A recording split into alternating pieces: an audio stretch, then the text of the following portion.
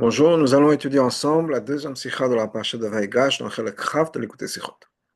Benyan Hashlamat HaMispar Shevim Nefesh, en ce qui concerne le compte, et on va dire entre parenthèses, Hashlamat, c'est compléter le compte des 70 personnes qui sont descendues à Mitzrayim. Parce que nous dit Kol Nefesh, toutes les personnes, toutes les âmes, Abba Mitzrayima, qui sont venues en Égypte, Shevim Yavé 70. Et le nombre Nimnu Batorah, c'était compté dans la Torah. Maintenant, dans la Torah, si on rajoute les noms pardon, qui sont mentionnés dans la Torah, on arrive juste à 69. Donc la question est, quelle était la 70e personne? Cette personne qui a complété le chiffre, qui n'est pas mentionné clairement dans le Chumash, puisque dans le Chumash, encore une fois, quand on fait le calcul, on n'a que 69. Quelle était cette 70e personne? Maintenant, comme on trouve plusieurs opinions dans les Midrashim de Chazal. Mufashat Torah et les Mefarshim. Dans la Gemara, c'est marqué. C'est une opinion dans le Midrash qui nous dit la même chose. Yocheved, la mère de Moshe, était celle qui a complété ce chiffre des 70. Nolda ben Achomot. Pourquoi? Parce qu'elle est née entre les murailles, si on peut dire. C'est-à-dire, Horata Bederech, là, sa maman était enceinte en chemin. Elle est Data ben Achomot, mais elle est née juste à l'arrivée en Égypte. Donc, c'était la 70e. Donc, ce n'est pas quelqu'un qui a quitté Israël, puisqu'elle n'était pas encore née quand elle arrive en Israël, mais en parlant de rentrer en Égypte, effectivement, elle était là. C'est ce que Rashi nous dit dans son commentaire sur le Chumash en Pshuto Shemikra. Ça, c'est une opinion.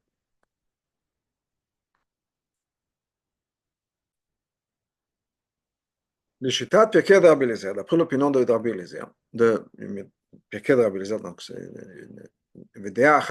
une opinion dans le Midrash, c'est Hachem qui fait partie du compte. Ensuite, nous dit le Rabbi, Kama Mefarsha Torah, plusieurs Mefarshim, Naktu, ils ont pris, Av Deazo Matzim Midrash, d'ailleurs c'est une opinion qu'on retrouve dans le Midrash aussi, Shaminyan de Nefesh Nefesh Nekarat Yaakov, que Yaakov était la 70e personne. Il faut comprendre. Quelle est la raison de ces différentes opinions et quelle est la raison de chacun? Pourquoi de qui est la 70e personne? Qui on va compter? Il y a quelqu'un plus que ça. Ce n'est pas juste des opinions différentes. La différence est d'un extrême à l'autre. Les filles, si on va considérer que c'est Yaakov qui a complété le chiffre. Au pshita, les filles, à plus forte raison, on dit que c'est Hachem qui a complété ce chiffre-là. C'est-à-dire que la personne, l'entité, si on parle d'Hachem, qui va compléter les 70, c'était le niveau le plus élevé. Yaakov, de tous les 70, bien sûr, c'était la madriga la plus élevée. Il était le patriarche de la famille. Les autres, c'était ses enfants, petits-enfants, etc. Donc, on parle du top du top. Et certainement, si on parle d'Hachem. Par contre, si on va avec l'opinion que c'était Yocheved, ça veut dire que qui a complété pardon, les 70, un bébé qui vient à peine d'être né. Le Data Melachomot, qui est né à l'intérieur des murs de l'Égypte. C'est-à-dire qu'on parle soit d'Hachem, soit même de Yaakov, qui est l'ancien, qui est le patriarche, qui est le plus âgé, qui est le plus sage, etc., ou bien un nouveau-né. En plus de ça, comment c'est possible chez Rashi, qui explique le pshat, le sens le plus littéral des versets, il va considérer que cette 70e personne, c'est Yocheved, qu'on ne voit pas mentionner jusqu'à la parashat Shmot. Velo Yaakov, et pas Yaakov. Comme plusieurs pashtanim ont expliqué. C'est-à-dire qu'on peut voir dans le pshat que c'est Yaakov, parce que Yaakov, c'est une autre personne qui est déjà mentionnée dans le Chumash. On sait qu'il existe, on sait qu'il est là, on sait qu'il est né, etc. Yocheved, on ne la connaît pas jusqu'à la parashat Shmot. Falpi, même si, même si c'est vrai qu'effectivement, dans le passage, qu'est-ce qu'on compte? Qu'est-ce qui est marqué là-bas? Toutes les âmes de ses enfants, de ses garçons, de ses filles, 33. Mashma chez Yaakov et Bichlal, Shotim Veshalosh Elul. Ça veut dire que Yaakov ne fait pas partie de ces 33-là, puisqu'on parle de ses descendants. Ou Memela, donc, Af Lo Bichlal Shiv Nefesh, il ne fait pas partie des 33, il ne fait pas non plus partie des 70. D'ailleurs, c'est mouvant, mais Dieu que la Shana Katov, Kol Nefesh le Bet Yaakov, Abba Mitzram Shivim. Et d'ailleurs, on voit ça dans un autre pasuk, qui dit que quoi? Que c'était la famille de Yaakov qui est venue en Égypte, qui était 70. C'est-à-dire pas Yaakov. Haïnou Ben Nefashot Milva Yaakov, c'est-à-dire les gens qui étaient en vie, qui existaient, à part Yaakov. C'est marqué clairement dans le pasuk, Veyi Kol Nefesh Yotzerech Yaakov Shibem Nefesh. Tous les descendants, ceux qui sont sortis de Yaakov, 70. Donc, clairement, Yaakov ne peut pas être inclus dans ça. Donc, on comprend aussi pourquoi, d'après Rachid Pshuto Shemikra, même si effectivement Yocheved, on ne la connaît pas, si on peut dire, elle n'existe pas encore dans Pshuto Shemikra à ce niveau-là. De l'autre côté, de dire que c'est Yaakov, c'est un problème. Parce que clairement, les psukim nous disent qu'on parle des descendants, des enfants, etc., à part Yaakov. Mais même ça, il faut comprendre. Pourquoi est-ce que Yaakov n'est pas inclus? Alors, lui-même, vous est venu avec tous ses enfants, etc. Donc, comment ça se fait qu'on ne va pas compter Yaakov? Pourquoi est-ce qu'on compte tout le monde à part Yaakov?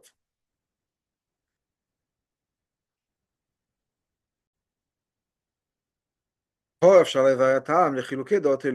on peut expliquer la raison pour ces différentes opinions. ובהקדם הדיוק בלשונות הפרקי דרבי אליעזר במדרש ורש"י נוגע להשלמה של הקדוש ברוך הוא ויוכבד.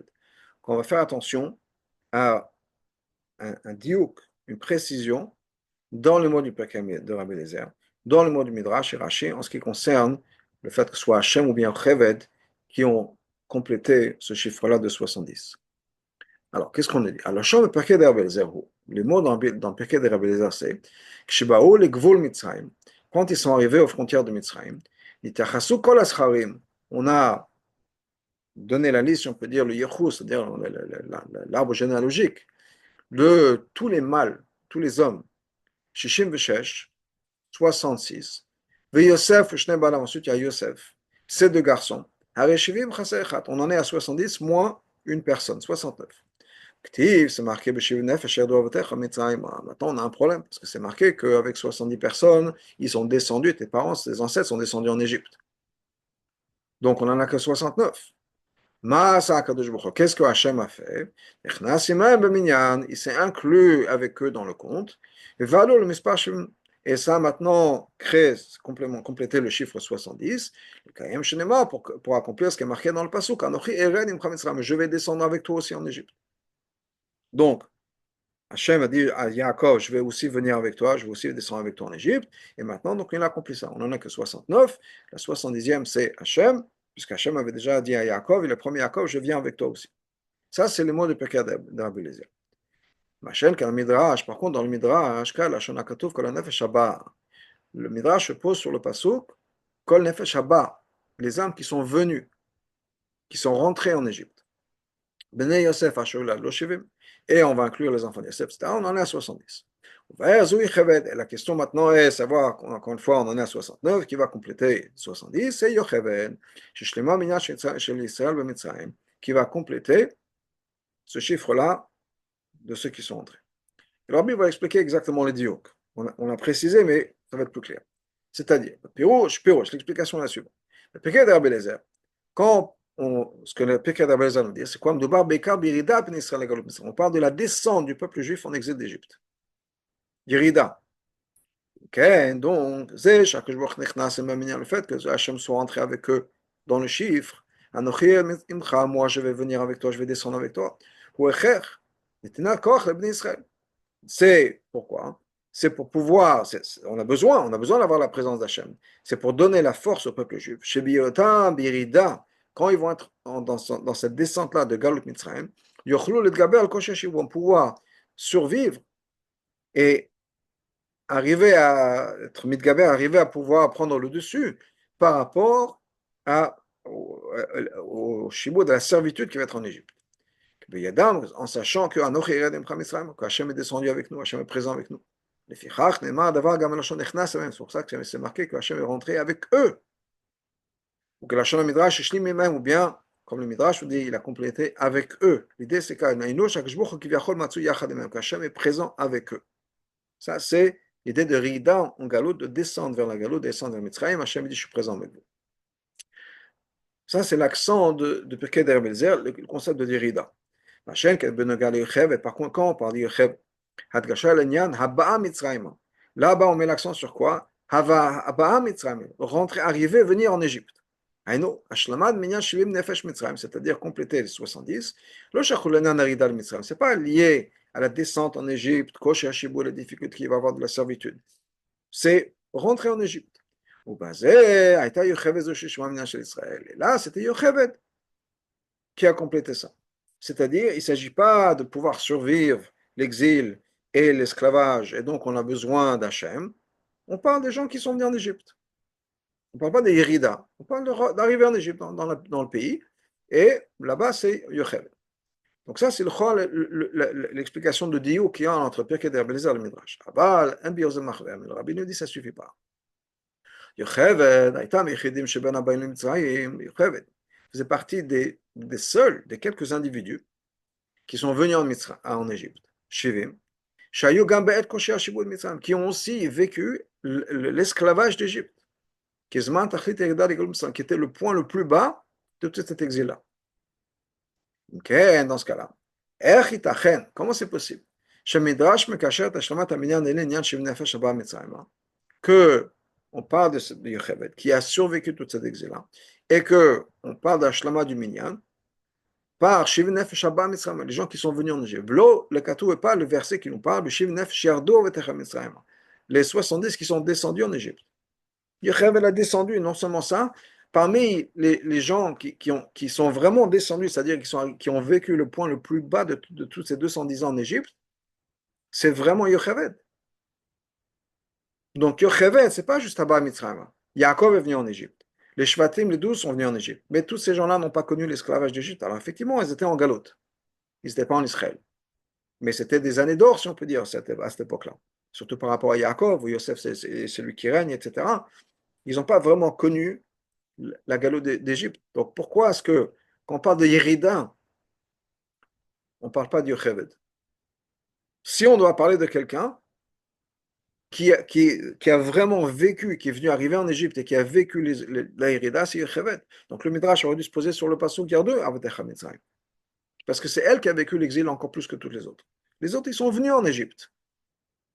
Mais est-ce qu'ils sont descendus en Égypte? Pas vraiment. Donc, dans le Pirkei d'Rabbi Eliezer, quand on ne met pas l'accent sur Yocheved, on aurait dû peut-être se poser, en tout cas, le Pirkei d'Rabbi Eliezer parle d'Irida, que ce soit.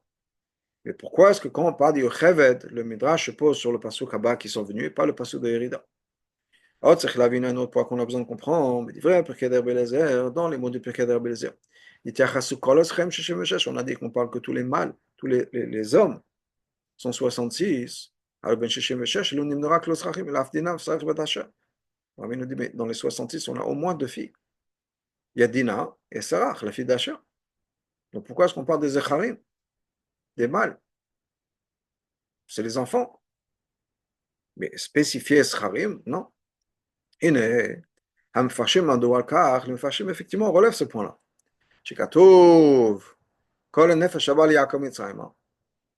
Le verset nous dit toutes les âmes, toutes les personnes de la famille de Yaakov qui sont venues en Égypte. Là-bas, ils nous disent que les mots du pasuk, c'est la shon nekeva. Kol nefesh shishim veshesh. Maintenant, si c'est la shon zachar, au masculin, ça a dû être shishim veshisha. Shishim veshesh, c'est la shon nekeva, c'est au féminin. Et là, on parle de toutes les âmes. Bekatouch lacheze. Ensuite, on parle du pasuk après, ou bnei Yosef, les enfants de Yosef. Skadava la shon zachar. Là, effectivement, on parle la shon zachar au masculin, nefesh naim, deux. Yosef avait deux garçons.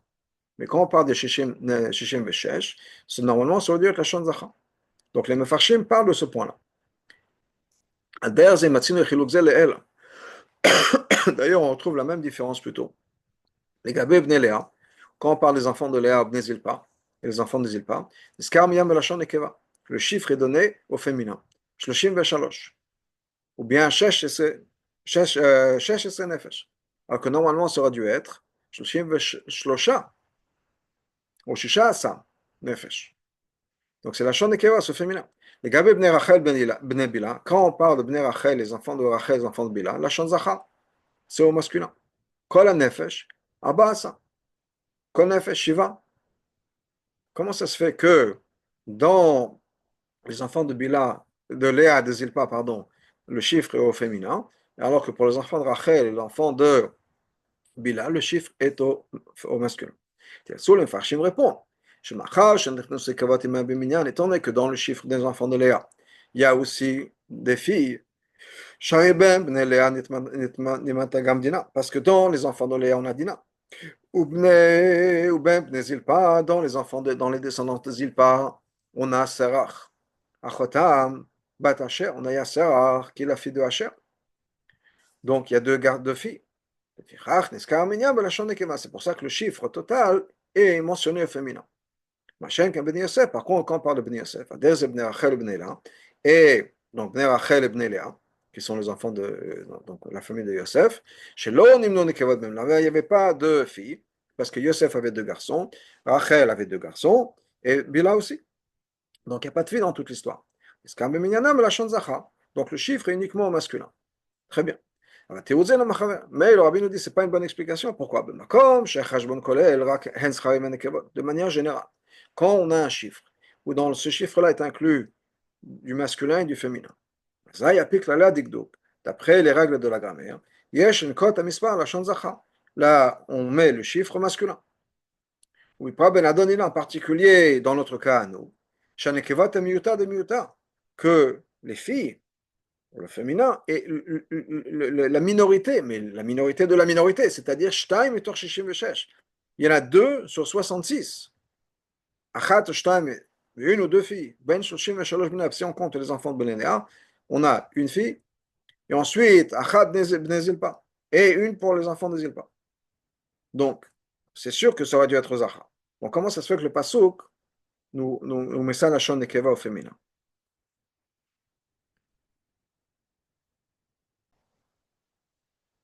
Juste pour mentionner un point, le rabbi met entre la parenthèse que parmi les enfants de Léa, il y a une ou deux filles. Il y a Serach, pardon, il y a Dina, et il y a Yocheved. Yocheved, on la fille de Lévi. Maintenant, Yocheved, encore une fois, est-ce qu'on la compte, est-ce qu'on la compte pas? C'est pour ça que c'est entre parenthèses. Il y a certainement une qui est Dina, et entre parenthèses, peut-être deux si on inclut Yocheved, qui est la fille de Lévi, descendant donc enfant de Léa. La biobasée, donc l'explication de tout ça. Maintenant qu'on a toutes ces questions qui sont mises en place, on a maintenant la question de savoir, on a trois opinions à savoir qui était la 70e personne. Est-ce que c'est Yocheved, Yaakov ou Hachem? Les Sfarot derrière chaque opinion. Pourquoi? Et ensuite, on avait les questions de Zachar, Nekeva, des choses qui sont masculins, féminins. Pourquoi est-ce qu'on parle de tous les enfants de Léa? On met ça au féminin, alors que normalement c'est d'être masculin, etc. Donc on a toutes ces questions à voir, expliquer, et le diouk aussi de Yerida et Ava. Pourquoi est-ce que quand on parle de Hachem, on parle de descendre en Égypte, quand on parle de Yocheved, on parle des gens qui sont venus en Égypte, qu'est-ce que ça représente, etc. Donc, va bien avoir l'explication de tout ça. Le Mispar Shivim de Nefesh Israël. Dans ce chiffre-là de 70, pourquoi est-ce que ce chiffre est tellement important? On a besoin d'avoir 70. Matzino, Bechlalu Shneinem, on voit deux choses de manière générale. Premièrement, Aleph, Minyanze, ce chiffre-là, Hukeneged Shivim Mumot, ça correspond aux 70 nations du monde. Hamakbilim Yonkim et Shivim Sarim Shelmala, qui sont en parallèle et qui reçoivent leur énergie, les 70 Sarim, les 70 anges qui sont. Deuxièmement, une autre raison pour ce chiffre de 70, pourquoi on a besoin d'avoir 70 juifs, si on peut dire, c'est encore une fois, donc premièrement, c'est pour faire le parallèle avec les 70 nations du monde. Deuxièmement, la deuxième chose, c'est que parmi le peuple juif, dans le peuple juif même, le chiffre 70 a son importance. Par exemple, Shivim Skenim, on parle des 70 anciens, comme Moshe, entre autres, devait donner de la viande au peuple juif. Il a dit, Hachem lui a demandé de donner de la viande. Moshe a dit, je ne peux pas. Hachem dit, rassemble 70. Le Sanhédrin, c'est 70, puis il fallait un 71 pour pouvoir. On ne peut pas avoir un Sanhédrin ni un chiffre pair, parce qu'après, quand il y a un débat, il n'y a personne pour décider, si on peut dire. On peut arriver à 35 et 35. Donc, et on a besoin toujours d'avoir un chiffre impair. Mais le chiffre 70, c'est quelque chose qui a son importance de par elle-même à l'intérieur du peuple juif. Ce n'est pas lié aux nations du monde. Et de manière générale, ça représente deux concepts. Et l'action ou l'impact que ces 70 personnes devaient avoir en Égypte. C'est-à-dire qu'il y a un impact par rapport au peuple juif. C'est l'idée du chiffre 70 à l'intérieur même du peuple juif, les 70 anciens, le Sanhedrin, etc. Et Peoula Baolam est l'impact sur le monde. Et ça, c'est représenté par les 70 qui correspondent aux 70 nations du monde. Donc, dans la présence du peuple juif en Égypte, il y avait ces deux aspects-là. Galut Mitzrayim, Attends, Galut Mitzrayim, c'était la préparation pour Matan Torah et Kabbalat Torah. C'était la préparation nécessaire, il fallait passer par là pour pouvoir recevoir la Torah. Matan Torah Nifal Nitchadesh B'Negal Israël. Maintenant, qu'est-ce qui s'est accompli au moment de Matan Torah par rapport au peuple juif? Qu'est-ce qui s'est fait? Asher Anochi Hashem Elokecha. Que Anochi Hashem, Naase Elokecha. Que ce nom d'Hachem, cette madriga d'Hachem, Anochi Havaye, est devenu Elokecha. Elokecha, ça veut dire quoi? Kochacha v'chayotecha. Ta force. Elohim, c'est puissant. On parle d'Hachem qui était le tout-puissant. C'est ce que c'est qu'Elohim.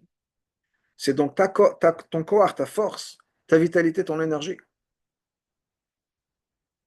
Avant Matan Torah, il y avait un détachement entre le divin au niveau de Shem Havaye, etc., et plus haut, et une réalité humaine et une réalité physique. Ce que Matan Torah accomplit, c'est justement ça. C'est-à-dire qu'il y a un lien qui va se faire, un chibour, entre la personne et Hachem, entre le monde et Hachem. Donc par rapport au peuple juif, on est devenu maintenant dépendant, si on peut dire, d'Havaï. Et ensuite, Benogal Olam Bechlal, par rapport au monde aussi. Il y a maintenant quelque chose de nouveau qui n'existait pas avant Matan Torah. Il y a la possibilité que le monde maintenant s'imprègne de la présence divine. Pourquoi à ce moment-là? Parce que c'est à ce moment-là que ce décret qui existait avant, qui est un détachement, un schisme parfait entre les mondes en haut et les mondes en bas, ce détachement-là, cette séparation, cette coupure, ce fossé a maintenant été rempli. Maintenant, il peut y avoir ce lien entre Tartanim et Lyolim, entre les mondes en bas et les mondes en haut. Donc, Matan Torah, ça accomplit deux choses. Par rapport au peuple juif, on est maintenant connecté que Shem Havaye, c'est notre existence à nous. Et par rapport au monde, le monde maintenant peut s'unifier, recevoir le divin. Kakdama lecholze, en tant qu'introduction à tout ça, Galut Mitzrayim, on a eu besoin d'avoir Galut Mitzrayim, par rapport au peuple juif et par rapport au monde. C'est-à-dire que l'impact qui va se mettre en place au moment de Matan Torah a été créé, a été mis en place par l'intermédiaire de Galut Mitzrayim. Amour Hazal, Chazal nous dit la chose suivante. Les Havot sont le véhicule du divin, sont le chariot divin, c'est-à-dire le véhicule par l'intermédiaire duquel Hachem va se révéler au monde. Parce que tous les membres de leur corps étaient saints. Étaient complètement séparés des choses du monde, toute leur vie. Ils étaient complètement et constamment battus devant Hachem, annulés, effacés devant Hachem. Ils n'existaient pas, il n'y avait pas d'ego, il n'y avait pas de leur existence à eux. Et Kashut, les Lokut. Ils étaient complètement liés au divin. Il n'y avait pas d'existence, ils n'étaient que le véhicule, comme je dis, le véhicule du divin. Mitam, c'est pour cette raison-là. C'est pour ça qu'il y avait la Shekhinah qui était révélée en eux, mamash. Il n'y avait rien qui bloquait. Il n'y avait pas un gramme d'ego, si on peut dire, pour bloquer le passage de la révélation du divin en eux.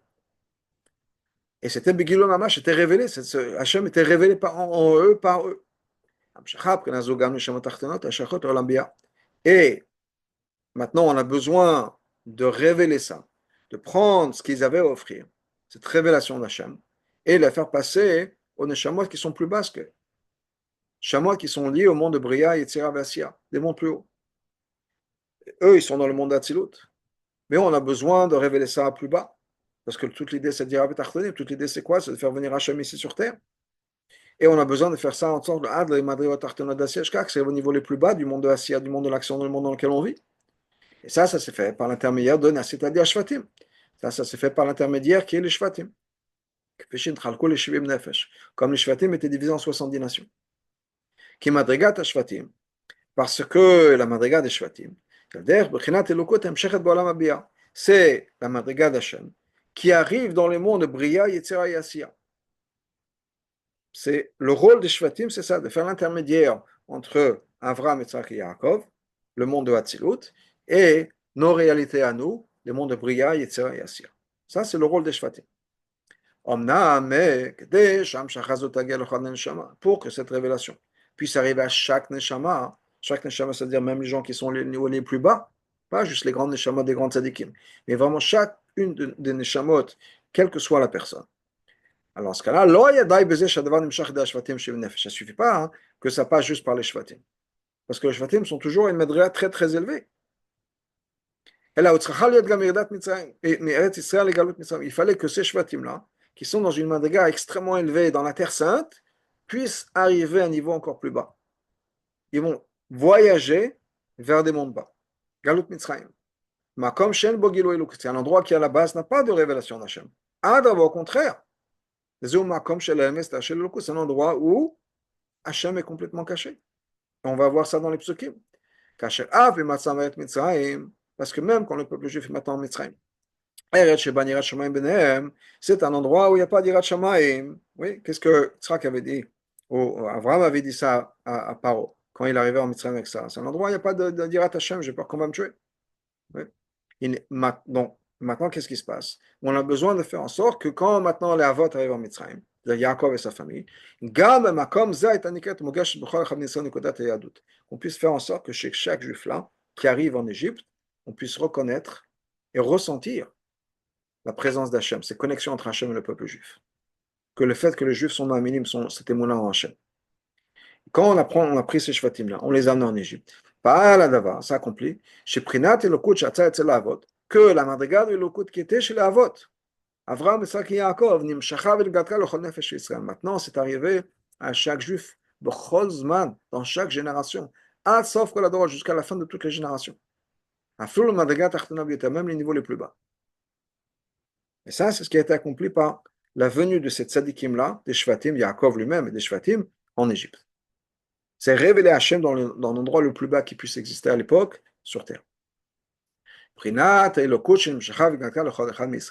Ce niveau de divin qui a été ramené, qui a été révélé à chaque juif, c'est l'aïmouna. Cette émouna pure et simple que chaque juif a en Hachem. Ça, c'est ce pinteleyit, cette nekuda, qui fait qu'un juif, quoi qu'il arrive, quelle que soit la situation, est toujours connecté avec Hachem. Et d'ailleurs, on voit ça. À la fin de tous ces exils-là, le peuple a eu confiance en Hachem. Hachem peut et va les faire sortir d'Égypte.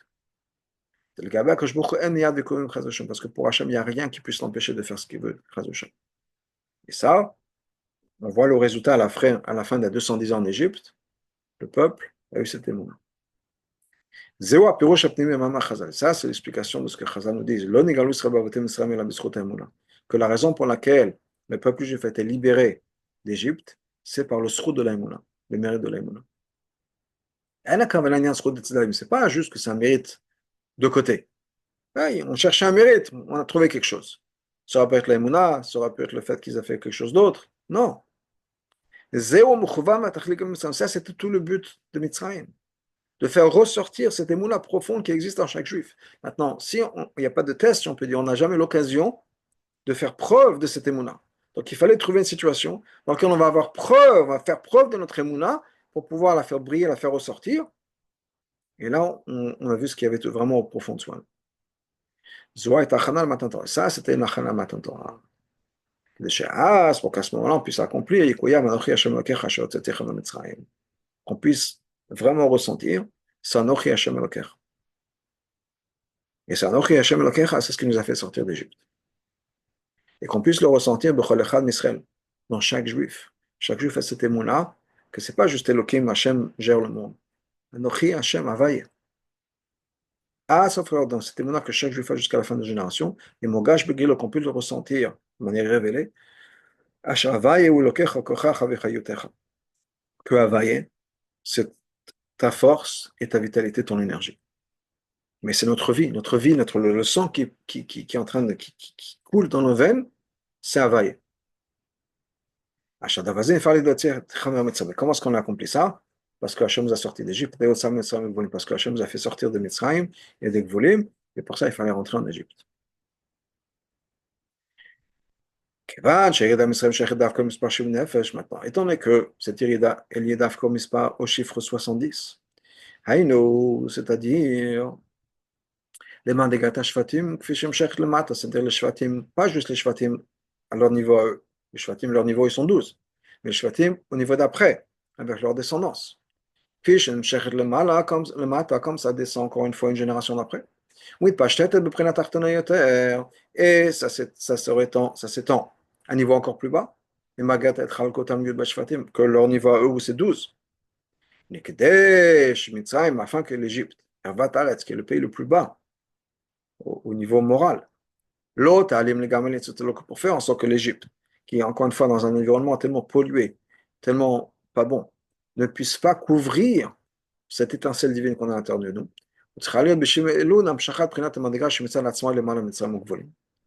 Donc on avait besoin d'avoir quelque chose dans cette madriga, dans ces 70 âmes, qui soit au-dessus des limites de Seder Shtashut de la des limites de l'ordre de la création du monde de Bria et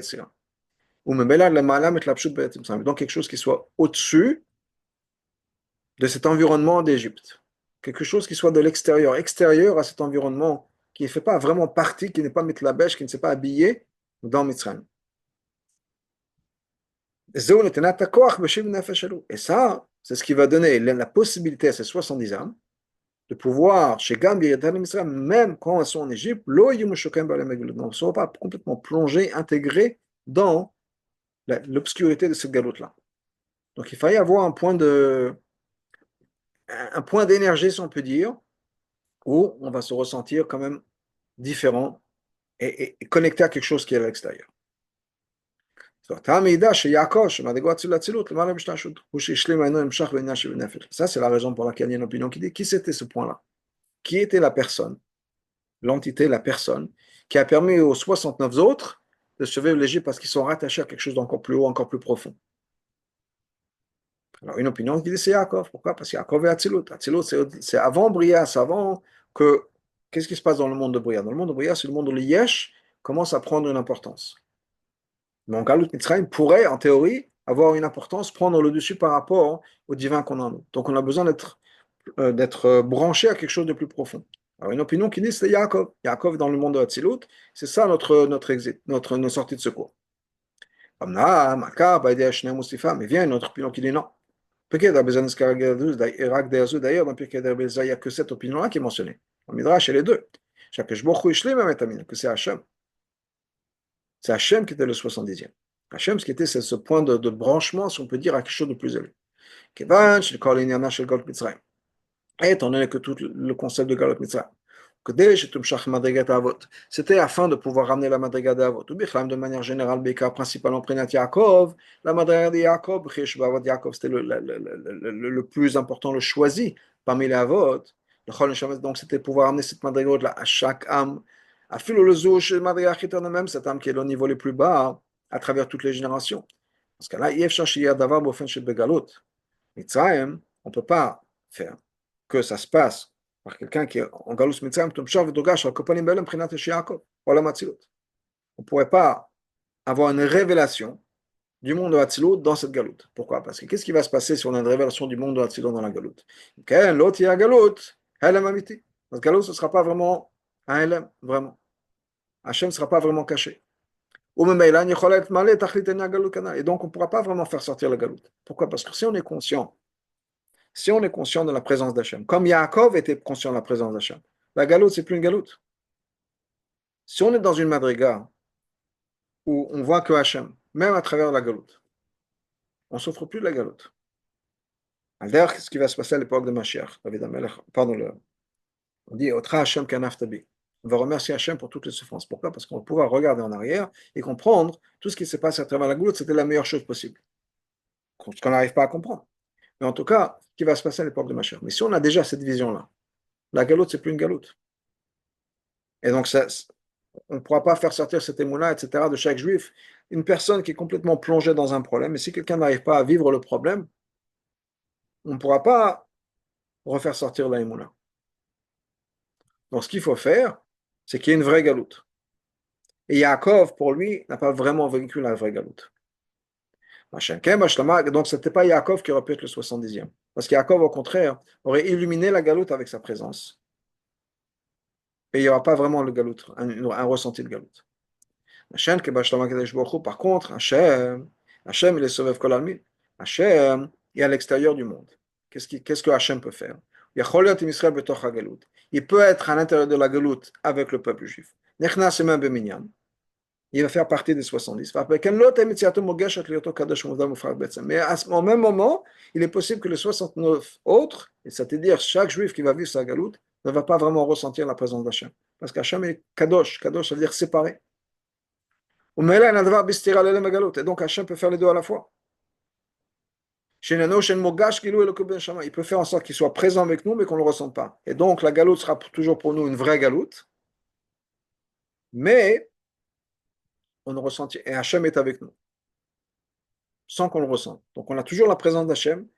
Quelque part, on est toujours connecté, mais on ne le ressent pas. À nous de faire sortir les moulins qu'on a en nous.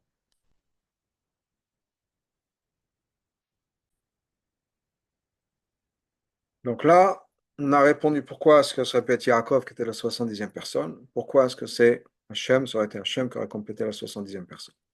Mais le fait que ce soit Yochevet qui aurait été celle qui a complété les 70, et non, je ne sais pas, qui a complété les 70, c'est le fait qu'on voit en elle le lien de l'Emouna. Rabbi Yosi, voilà l'explication. Une femme, les femmes de manière générale, représentent la sphira de Malchut. Dans Malchut, il y a deux choses qui sont complètement opposées. D'un côté, on dit que d'un côté, les pieds, si on peut dire, Malchut descend plus bas. C'est la dernière des sphiras, pardon, et elle descend plus bas. Et donc, il peut y avoir la galoute par rapport à ça. Elle est de l'autre côté. On dit que c'est Malchut, c'est aussi une référence à Ve'emuna kolzot. Ça veut dire quoi Ve'emuna kolzot? La Emuna malgré tout. Mitzad Sfirat Malchut. En ce qui concerne Malchut, Banyan Emuna Hashem Malchutra Malchut Kalolamim, cette Emuna-là, que Hashem est le roi de tous les mondes. C'est-à-dire que la vie, l'énergie de tout ce qui se passe dans le monde vient d'Hashem, de Malchut d'Hashem. On a la même chose chez Yocheved. C'est-à-dire que le concept d'une femme, c'est exactement ça, d'être plongé dans les choses de la vie de tous les jours, mais d'être constamment connecté à la Emouna d'Hashem. On trouve ça chez Yocheved. Yocheved est né à la porte de l'Égypte, à l'entrée d'Égypte. Et l'eau que Shah, Shivim Nefesh, ne connaissait pas comme les autres 70 qui étaient nés avant. C'est pas non, c'est elle qui a vécu à l'opposé de tous les autres qui sont décédés avant, c'est elle qui a vécu l'esclavage et la dureté, la sévérité, la souffrance de cet esclavage. Avec les dards de l'autre côté. Il y a la Goula validée Bna Moshe. La Goula est venue par rapport à son fils, Moshe. C'est lui qui a révélé la Mouna chez tous les Juifs. Même Yocheved elle-même. En même temps que Myriam, sa fille. Qui était les sages-femmes juives. Par le fait qu'ils ont donné la vie aux enfants. Ils ont éduqué le peuple juif. Ils ont réveillé en eux cette émouna, cette confiance, cette foi et cette confiance en Hachem, ne pas de faire attention de ne pas être impacté par paroles et xérot. Et c'est d'Afka par une femme, Yocheved, puis ensuite sa fille, et ensuite son fils, qu'on a eu la Géoula. Le fait que ce soit une femme, c'est ça qui nous a amené à la Géoula, parce que les femmes, justement, cette qualité-là, de pouvoir être en même temps dans les mondes les plus bas, dans les affaires du monde, si on peut dire, que ce soit la cuisine, les enfants ou autre chose, et en même temps, c'était mon profond connecté avec Hachem. Maintenant, on peut expliquer pourquoi. Le fait qu'il y a ont le chiffre 66 qu'on avait donné, Kol HaNefesh Habal Yaakov Mitzrayim, qui sont les enfants qui sont dus de Yaakov, toute la famille de Yaakov. Derez les Shloshim Eshalosh Ibnei Léa, la même chose qu'on parle des 33 qui sont les enfants de Léa. Eskar Belashon Nekeva, on met ça au féminin. Car il y en a pour la tâche de Galut Mitzrayim. Parce que tout ce que cette Galut Mitzrayim a accompli, c'est-à-dire la Emouna, Kachou le Prinat Nekeva Sfirat HaMalchut, c'est lié justement à cette énergie féminine, à la sphère de Malchut. On voit ça concrètement dans la vie de tous les jours. Cette émouna-là qu'il y a chez les femmes est beaucoup plus révélée, beaucoup plus présente que chez les hommes. Mais c'est lié d'ailleurs aux Shvatim aussi. Les Shvatim sont Merkava Tata, la Merkava du bas. Les Avot, Avram et Yaakov sont la Merkava Eliona, c'est la Merkava du haut. Un degré plus fort de Merkava, d'être le véhicule du divin. Les Shvatim, c'est un degré moindre d'être du véhicule humain. On les appelle d'ailleurs Merkava Tata, qui est Merkava le Prinat Malchut, qui est une Merkava, le véhicule pour justement pour la révélation de Malchut. Dans la race 60, Rabbi nous dit que c'est pour ça que les femmes n'ont pas fait la faute de Egalaza, parce qu'elles sont toujours connectées. C'est de manière générale, ce concept de Malchut, ce concept d'énergie féminine, c'est le concept de Shvatim. Qui sont liés à ce niveau de Malchut, comme c'est amené en bas ici dans le monde de Bria et Tserassia. Par contre, les Avot sont la Merkava d'en haut, la Merkava Eliona, le mal à mettre la chose Bia plus élevé que d'être impliqué dans le monde Bria et Tsera et Nassia. Derrière Madrigat Yosef, qui est d'où on sait que Yosef aussi, c'est Madrigat Yosef de Atzilut, etc. C'est pour ça que ce modèle-là de Shishim Veshesh, c'est au féminin. En ce qui concerne tous les autres Shvatim, par contre Yosef non, parce que Yosef encore une fois dans le monde supérieur. On a le pratique, c'est vrai qu'on va rentrer dans les détails. On fait la somme totale des 70. Là-bas, Mitzrayim qui sont venus en Égypte. Benyan Arida, on parle de la Irida, c'est venu par Yocheved. Et c'est venu donc par cette femme-là, qui est Yocheved, qui est née en Égypte, qu'on a dit plus tôt. Donc, c'est-à-dire que maintenant, on a ces deux. C'est-à-dire d'un côté, c'est elle qui va compléter le chiffre des gens qui sont venus en Égypte, qui sont en Galoute, mais en même temps, elle permet d'être connectée toujours avec Hachem, d'avoir cet émouna révélé en Galoute. Donc là, on a plus ou moins répondu à toutes les questions. La Shadaï on a encore une question. Pourquoi est-ce que dans Pirkei de Rebbe on dit que c'est tous les mâles, tous les hommes, 66, qui ont été reliés à ça? Alors qu'on avait dit que dans ces hommes-là, il y a moins de filles. Pourquoi est-ce que, si on a dit que tout le chiffre Nekeva, c'est pour nous montrer que justement ce concept de Malchut, concept de féminité qui nous a permis de survivre à la galoute? Parce que là, on a la question dans le sens inverse. Dans Pirkei de Rebbe on parle des hommes, alors qu'il y avait des filles. Dans le Chumash, on dit Shishim Veshesh, tout est au féminin. Et Pirkei de Rebbe nous dit, on parle des hommes. Et Nachinami, c'est vrai que là-bas, on ne parle pas de l'aïmouna. Effectivement, plus chez les femmes. Comme malgré tout, chez les hommes, qu'est-ce qu'on voit?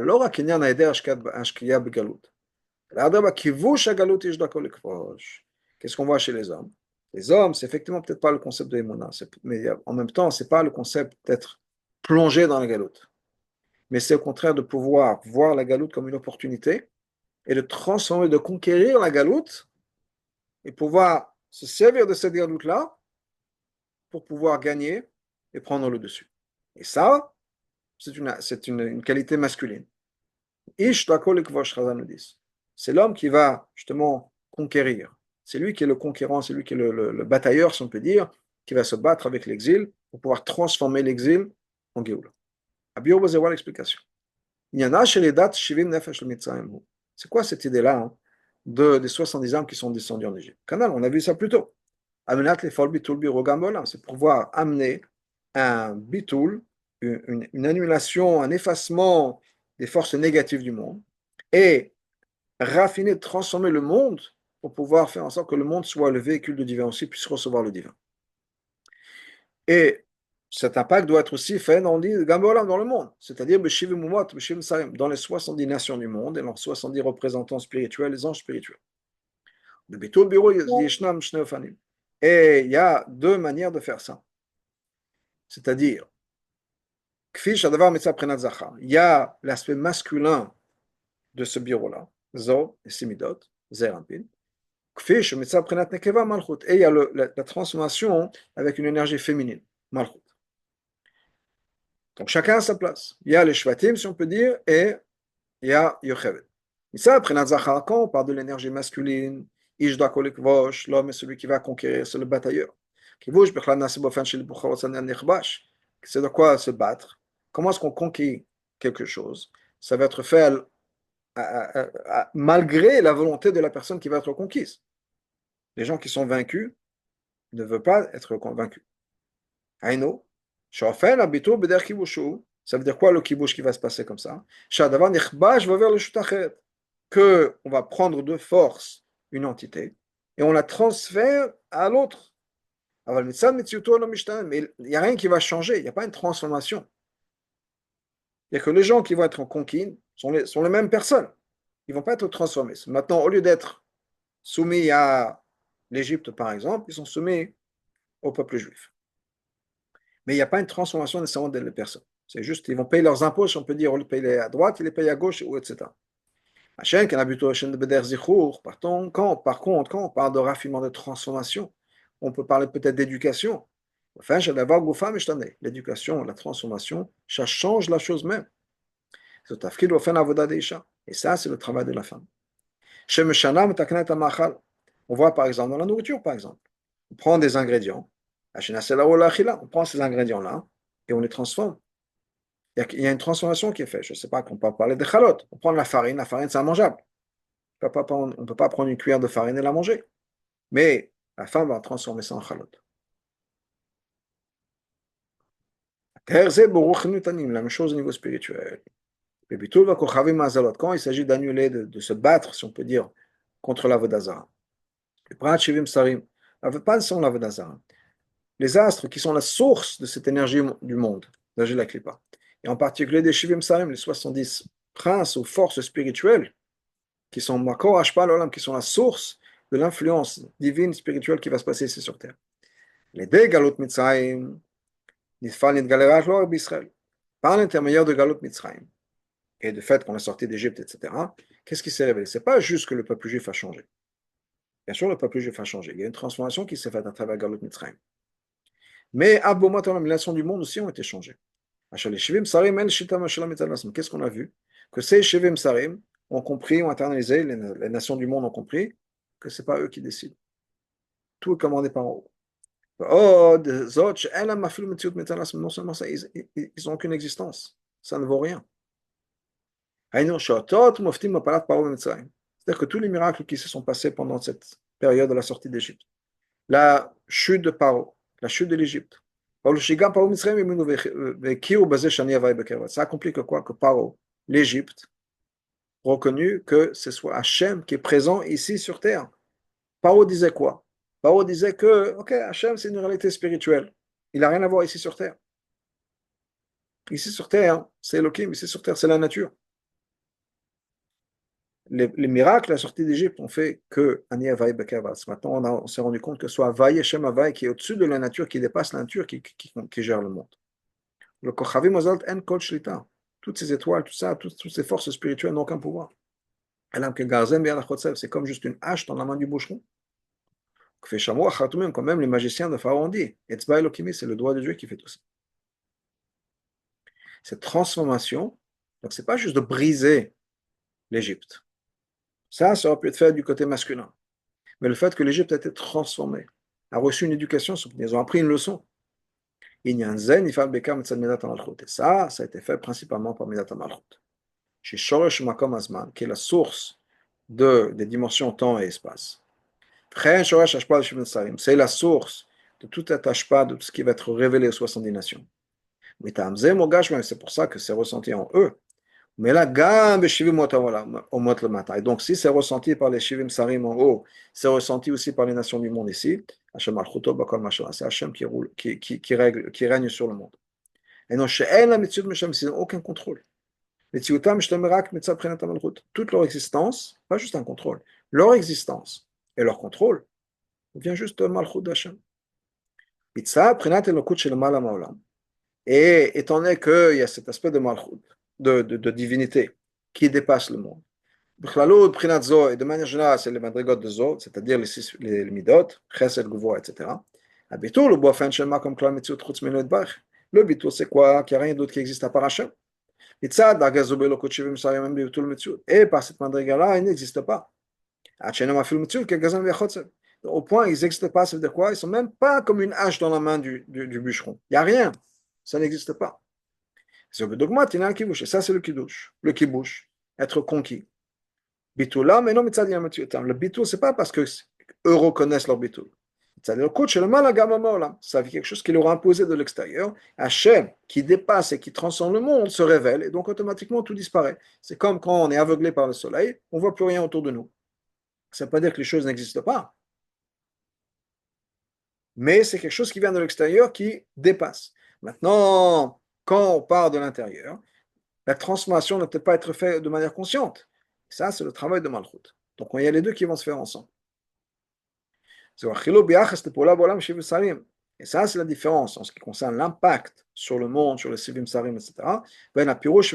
Entre l'explication qu'il y a dans Pirkei Abeleder, qui est Nityachasu Kol Ascharim Shishim Veshesh, Yosef Ushtem Banav, on parle de quoi? Que les 66 mâles, hommes, cette énergie masculine, 66, Yosef et ses deux garçons, et Akadosh Baruch Hu. Et là, on parle que du côté masculin, cette énergie masculine. Ou bien si on parle de Yaakov même. Ça, c'est d'un côté, c'est une énergie masculine. Par rapport à cette chita-là, qui nous dit que c'est Yocheved qui a complété les 70, c'est-à-dire une énergie féminine. Quand on parle du fait que c'était 66 hommes, plus Yosef et ses deux garçons, la transformation, l'impact qu'il y a eu sur Mitzrayim, c'est quoi de manière à Kibush? On a conquis, Hachem a conquis l'Égypte. Bitul, Mitziotam, les gamins, ils ont été complètement battus le Mitziout. Que devant Midrash, les gamins Yosef, comme le Midrash dit par rapport à Yosef. Yosef au Mitzrayim, que Yosef a été amené en Égypte. Shalad ben Hayad, et il a été, si on peut dire, conquis. Mada Tamar, comme c'est marqué, Vayed Mayim Adiam Kavashbon, Miyam Adiam, que l'eau est descendue d'une mer à l'autre, et il a été Kovesh. C'est quelque chose qui vient de l'extérieur du monde. Et donc on a besoin d'avoir une révélation qui dépasse Ishtal Shulut. C'est quelque chose qui vient d'Hachem. Hachem est venu avec eux. Donc on parle de quelque chose qui vient de l'extérieur, qui a pris contrôle, si on peut dire, qui s'est imposé sur Mitzrayim, et qui a pas transformé, mais conquis, annulé, éliminé la Metsiout de l'Égypte. Ça, c'est d'après les déotes qui nous disent que c'est Hachem ou Yaakov. Et ça, après notre Malchut, par contre, d'après l'opinion qui dit que ça vient de Malchut. Le bitul vient de la Metsiout de même, c'est une transformation qui se passe de l'intérieur. Ce n'est pas quelque chose qui s'impose de l'extérieur, c'est une transformation intérieure. C'est pour ça que ça crée une émouda dans la nation du monde. Les matas que par Mitzrayim vont commencer à reconnaître Hachem. Dans ce cas-là, qui était cette personne qui a pu compléter le chiffre? C'est Cheved. C'est elle qui a complété le chiffre. C'est pas marqué qu'elle a Ishlima Imaim avec eux. C'est-à-dire avec eux, cette énergie masculine, c'était non, parce que ce n'était pas une énergie masculine, c'était une énergie féminine qui a justement transformé, qui a pu transformer l'Égypte, transformer Paro, éduquer Paro et l'éduquer l'Égypte, éduquer par cet intermédiaire la nation du monde.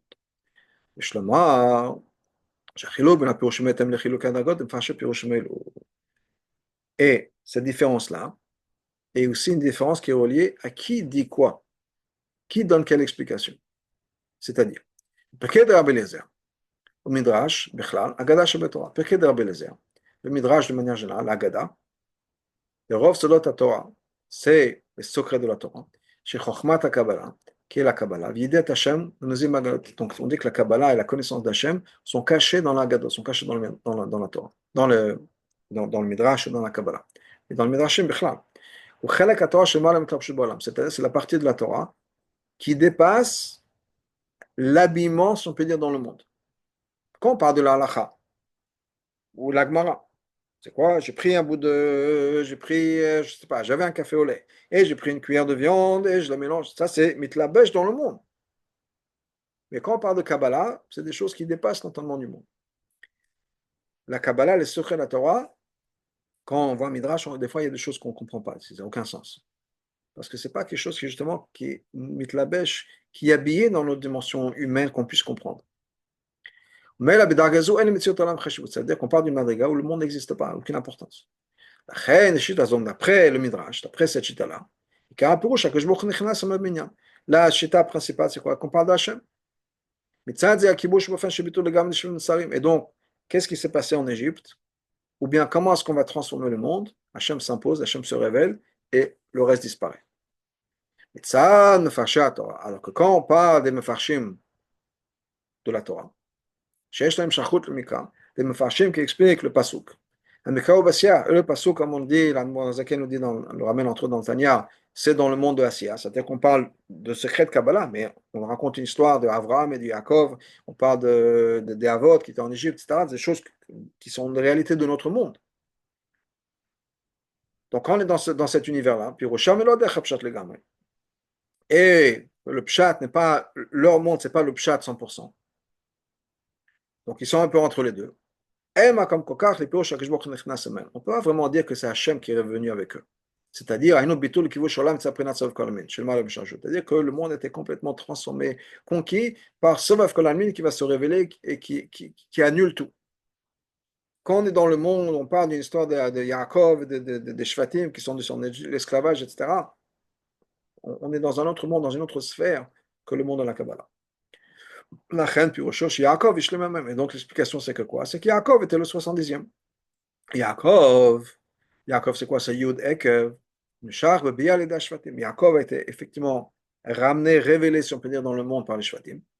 Même si lui-même, il est dans une madriga qui n'a jamais été impacté par l'Égypte.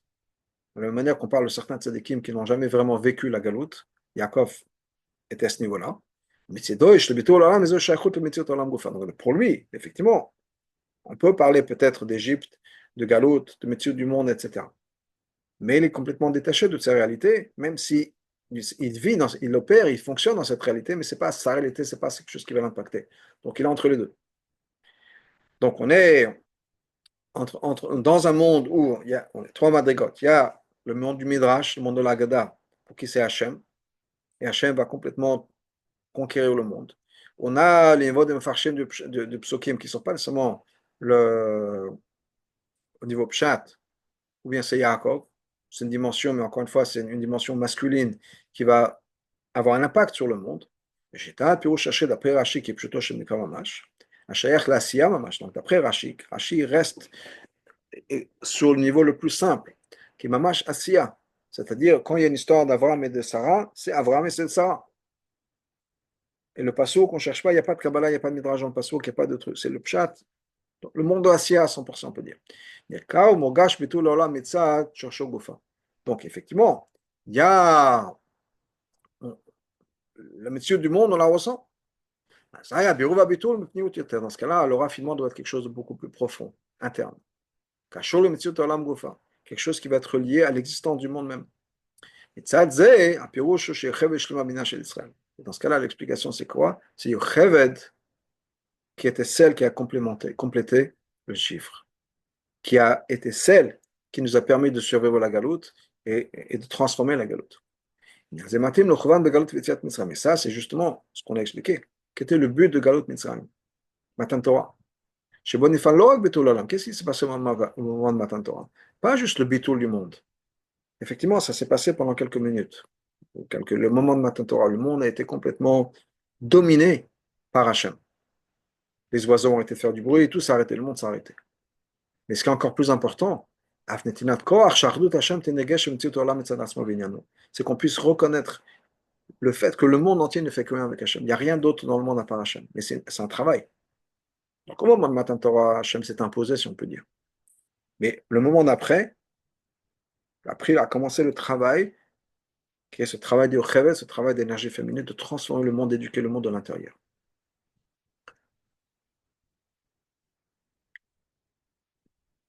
Et on va faire la règle 85. Pizza des Goufa, à cause de ça, שצריך להיות גם ביטול באופן של כיבוש. On a besoin d'avoir aussi le ביטול de כיבוש, qui s'est passé au moment de Matan Torah. Donc on a les deux. Qu'est-ce qu'on a? Hakdama Yaakov et Shemu Akash Baruch Hu. On a d'abord ces opinions qui disent que soit Hachem, soit Yaakov ont été ceux qui ont complété le chiffre de 70. C'est-à-dire que on a cette imposition de Hachem. Parce que pour qu'on puisse vraiment transformer le monde, ça ne suffit pas juste de transformer, de révéler au monde leur source, qui est Hachem, c'est-à-dire Prenat Malchut. Étant donné que c'est leur source à eux, dans ce cas-là, ils ont quand même une certaine existence. Dans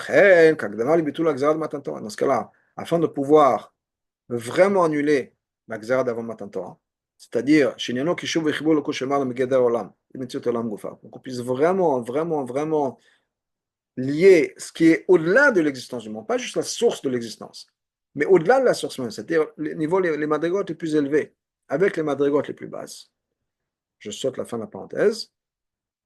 Donc on a besoin d'avoir les deux. Le bitul qui vient de Zo, c'est-à-dire énergie masculine chez les Malam Shashanivram, qui va dépasser la source même de la création. Dans ce cas-là, pour les mondes, il n'existe même pas, même leur bitul n'est rien du tout. Et leur existence est complètement éliminée. Et ça, c'est comme les deux buts qu'on a, de Memale et Sovev. Memale, c'est une transformation de l'intérieur, Sovev, c'est une imposition de l'extérieur. On retourne dans le texte.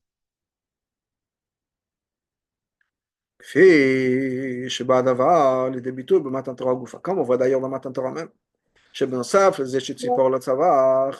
à part le fait que les oiseaux n'ont pas fait de bruit, le parach, ils n'ont même pas volé, les bovins n'ont pas fait de bruit. Cette voix d'Hachem sortait des quatre coins du monde, quelque chose qui n'est pas normal. C'est quelque chose qui n'est pas, qui fait pas partie du monde. Ça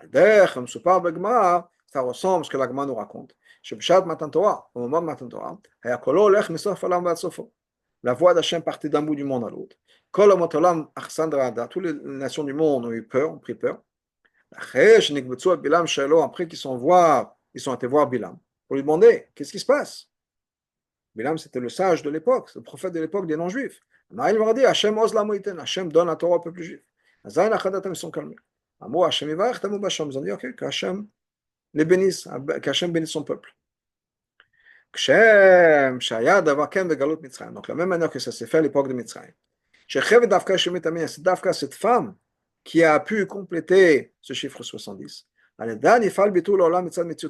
C'est par elle qu'on a pu justement avoir cet impact de la Metziut Haolam. On a transformé le monde, mais par l'intermédiaire de cette éducation du monde, le monde même a été transformé de manière de l'intérieur. La même chose on a maintenant dans le Galout. Maintenant on se prépare, pas juste à la sortie d'Égypte, à la sortie de toute cette Galout qui est avec l'avenue de Mitzrayim. À ce moment arrivera un moment où c'est encore plus fort que ce qui s'est passé avant, que toute chair va pouvoir voir que Hachem parle. C'est que même le monde lui-même puisse être raffiné au point où on pourra voir que c'est la bouche d'Hachem, la parole d'Hachem qui crée tout. On va dire que c'est les miracles qui sont encore plus grands que les miracles de la sortie d'Égypte, au point où ces miracles-là sont des miracles par rapport aux miracles qui sont passés à la sortie d'Égypte. La sortie d'Égypte, on regardera en arrière, on dira mais ça c'est rien. Des vrais miracles sont les miracles de l'époque de Mashiach.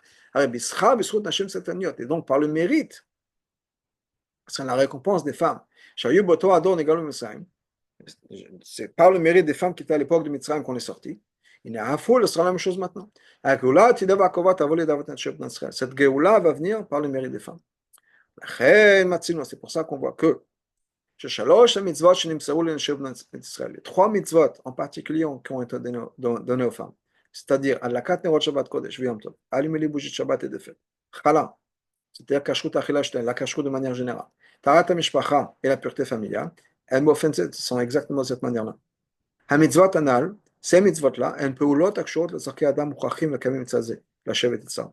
c'est quelque chose qui sont liés aux besoins les plus basiques d'un être humain, ici, la Shevet Tzar, pour pouvoir vivre sur terre. Gam et Shalom Israël, même quelqu'un qui n'est pas juif. Or, la lumière, qui est déjà le cas Shabbat, pourquoi est-ce qu'on allume les bougies de Shabbat à la base? C'est pour qu'on ne puisse pas se cogner contre les choses. Donc, c'est comment ça s'appelle?